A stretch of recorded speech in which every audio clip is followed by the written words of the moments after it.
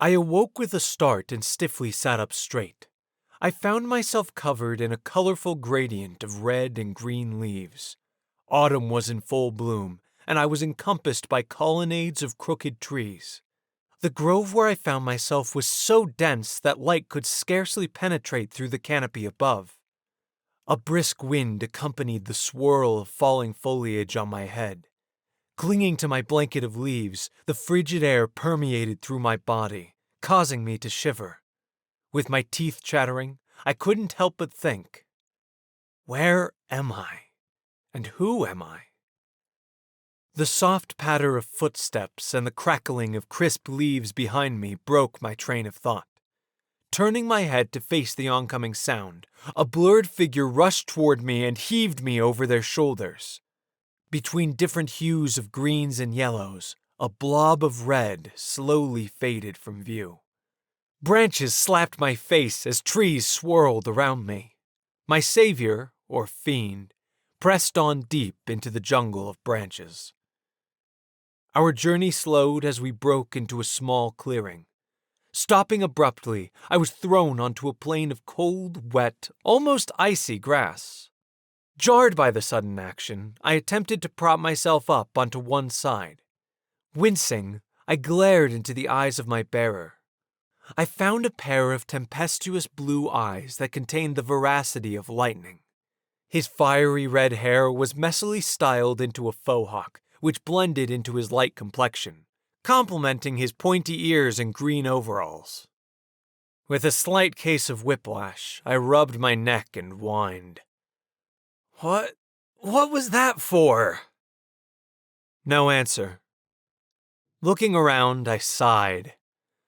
Well, can you at least tell me where I am? My companion swiftly responded. You don't know? His smooth but cautious voice put me on edge. Shaking my head, I began thinking of the facts that I did know about the forest and the abduction which had just occurred. How curious, he responded. Offering me a hand, he continued. My name's Evan. What's yours? He smiled, appearing friendlier than his past actions. Reaching for his hand, I got to my feet. Pondering his question, I replied, I don't know. I feel as though I've awoken for the first time, and I have no idea where I am, who or what you are. I'm kind of freaking out right now. Breathe, stay calm. I'm sure he can't read my thoughts. Or can he? Duh, where am I? My thoughts started to form words. Evan, where are we? Before he had a chance to respond to my query, a twig snapped to our right. Tensing a little, my eyes followed the offending sound into a dense grouping of trees. The gnarled branches made it difficult to see more than a few feet away. Squinting into the darkness, I faced the red blob as it emerged from the overgrowth.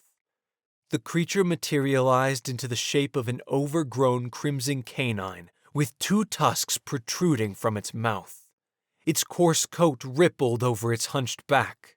Talon-like claws grated the soil with each step. Two sunken pits leered at me. Bellowing, the red beast opened its mouth in 6 different directions. Flaps of skin curled back as rows of teeth protruded from rotting gums. Its opened mouth resembled that of a Venus flytrap. Plant-like tentacles creeped from its throat, sensing the very air I breathed. Its appearance alone sent shivers down my spine. Quickly reacting, Evan grabbed me by the arm and shouted, "Run!"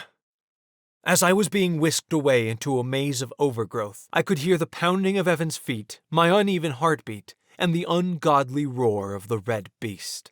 With no name and no clue what the hell was going on, we ran deeper into the never-ending field of greenscape stretching before us.